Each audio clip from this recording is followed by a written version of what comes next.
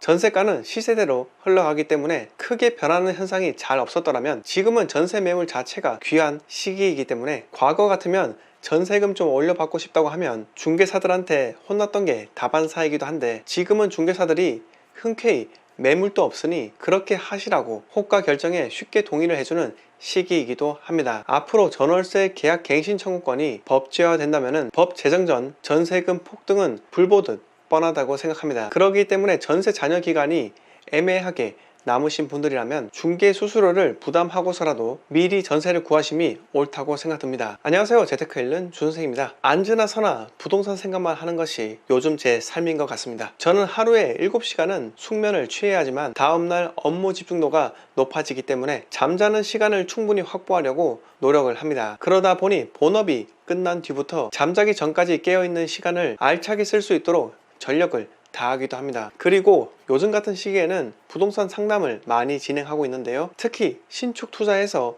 돈을 벌었다는 사람들이 많이 등장하고 있기 때문에 이제라도 부동산 투자를 시작은 해야겠는데 어떻게 해야 할지, 또는 이미 매수했는데 전망은 어떤지, 이렇게 상담을 요청하는 분들이 점점 증가하고 있는 추세이고요. 그분들과 이야기를 하다 보니 부동산은 의식주 중 하나이기 때문에 고수와 하수가 없다, 그러나 투자를 하는 사람과 하지 않는 사람으로 나뉘어진다, 이런 생각이 자주 들기도 합니다. 지방에 거주하는 제가 요즘 임장을 다녀보면 1년 전과 가장 큰 차이점은 바로 매물이 없다는 겁니다. 이 점은 저뿐만 아니라 주변의 실수요자 분들도 동일하게 체감하는 현상이기도 합니다. 지금 집값이 올랐으니 이제는 선호하는 위치의 아파트로 갈아타기 위해 집을 알아보려 다녀보니 팔려고 내놓은 매물들이 과거 같으면 10개라면 지금은 한두 개 수준밖에 되지 않고 그 한두 개의 호가가 상당히 높아졌다는 겁니다. 현재는 그 주요 입지의 집주인들도 그 집을 팔고 다른 것을 사기에는 자금이 부족한 시기입니다. 그리고 투자자라면 어느 정도 올랐으면 수익 실현을 해야겠다고 마음을 먹어야 하는데, 전국 단위 투자자들이 유입되고 있는 현 시기에는 굳이 팔 필요가 없다고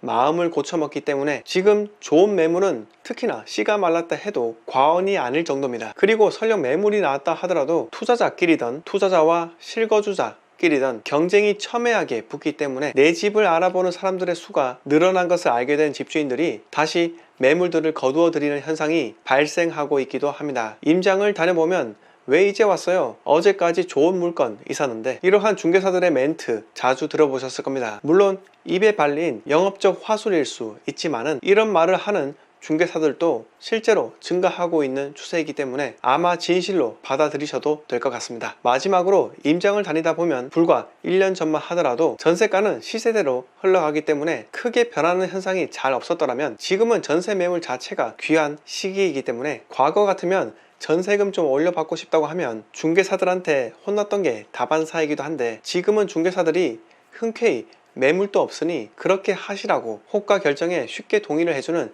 시기이기도 합니다. 앞으로 전월세 계약 갱신 청구권이 법제화된다면 법 제정 전 전세금 폭등은 불보듯 뻔하다고 생각합니다. 그렇기 때문에 전세 잔여 기간이 애매하게 남으신 분들이라면 중개 수수료를 부담하고서라도 미리 전세를 구하심이 옳다고 생각됩니다. 지금 우리는 집을 내놓기만 하면 매수자가 더 많은 세상, 그리고 팔리는데 전혀 걱정이 없는 세상, 마지막으로 소유자가 슈퍼갑인 세상에 살고 있습니다. 소유자가 호가 상승을 결정하는 정권을 다 가지고 있기 때문에 슈퍼갑이라는 칭호를 부를 수 있다고 봅니다. 일부 하락론자가 6.17 대책 이후로 집이 팔리지 않는다며 상승 중인 시장을 반전시키기 위해 참으로 애쓰고 있습니다. 그런데 집을 사겠다고 마음을 먹은 사람들이 상당히 많이 생겨난 현 시점에 단순 부정적인 경제 수치만으로 사람들을 설득시키기에는 부족하지 않을까요? 영상 초반부에 저는 하루 종일 부동산으로 고민을 한다고 말씀을 드렸습니다. 과연 늘 아파트 투자만 하는 것이 옳을까? 라는 점이